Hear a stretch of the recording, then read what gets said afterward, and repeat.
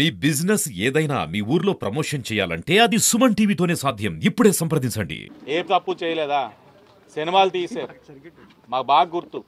Cinema తీసి ఆ సినిమాలో చంద్రబాబు నాయుడు గారిని, పవన్ కళ్యాణ్ గారిని, అలాగే లోకేష్ గారిని అయితే దారుణాతి దారుణంగా చిత్రీకరించారు. ఆ సినిమాలో రాంగోపాల్ వర్మ గారు తీసిన సినిమా ప్రొడక్షన్ కూడా సజ్జల కుటుంబ సభ్యులే ప్రొడక్షన్ చేశారు. తీసేటప్పుడు విఘ్నతతో ఆలోచించాలి కదా.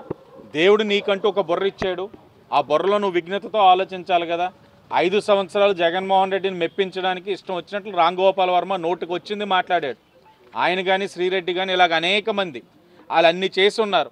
ఈ 5 నెలల అధికారంలో మేము వచ్చున్నాం కూటమి. ఎక్కడైనా సరే వారిని కానీ జగన్మోహన్ రెడ్డి గారిని కానీ వారి కుటుంబ సభ్యులు కానీ ఎక్కడైనా సరే మీకు కించపరిచేటట్లు మాట్లాడుతూ ఉన్నావా? వాళ్ళ ఇళ్లలో ఆడవాళ్ళని మేము ఎక్కడైనా సరే అవమానపరుస్తూ ఉన్నావా? ఆఖరికి తెలుగుదేశం, బీజేపీ, జనసేనలో ఎవరైనా సరే మహిళలను కించపరిచేటట్లు కానీ ప్రవర్తిస్తే ఉపేక్షించబోమని గౌరవ ముఖ్యమంత్రి చంద్రబాబు నాయుడు గారు, ఉప ముఖ్యమంత్రి పవన్ కళ్యాణ్ గారు చెప్తా ఉన్నారు. మాకు దిశ నిర్దేశిస్తూ ఉన్నారు. ఇది మా వ్యక్తిత్వం. కానీ అలా 5 సంవత్సరాలు ఎంత దారుణం చేసి క్యారెక్టర్ అసాసిన్స్ చేసి ఈరోజు మేము పుణ్యులం అయిపోయాం, రాజకీయ సన్యాసం తీసేసుకున్నాం, మాకు ఇంకెక్కడి నుంచి రాజకీయంతో సంబంధం లేదంటే చేసిన తప్ప అంతా చేసేసి ఇప్పుడు అంతా తూర్చంటే ఎవడైనా ఊరుకుంటాడా? చట్టం దాని పని చేసుకుపోతుంది. గత 5 సంవత్సరాలు ఆ సినిమాలోని నా సతీమణి కూడా ఉన్నారు, ఆవిడ కూడా ఉన్నారు. 23 మంది ఎమ్మెల్యేలు చిత్రీకరించారు. ఎవరిని వదిలిపెట్టే ప్రసక్తే లేదు.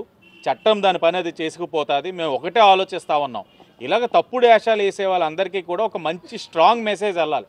ఆ మెసేజ్ ఎలా ఉండాలంటే భవిష్యత్తులో ఎవరైనా సరే, ఏ పార్టీ వారైనా సరే మహిళల్ని కించపరచాలని అనుకున్నా, మహిళల్ని ఇబ్బంది పెట్టాలని అనుకున్నా, అధికారం ఉంది, వారి యొక్క ప్రోత్సాహం ఉంది, మన ఇష్టానుసారంగా ప్రవర్తించవచ్చని ఆ భావన ఉన్నా అవన్నీ కూడా సరైపోవాలి.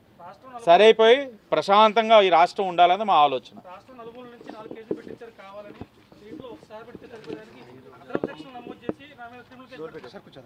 మనోభావాలు దెబ్బతిన్నాయి. మా వాళ్ళకి కూడా మనోభావాలు ఉంటాయి కదా, మా వాళ్ళకి కూడా ఫీలింగ్స్ ఉంటాయి కదా.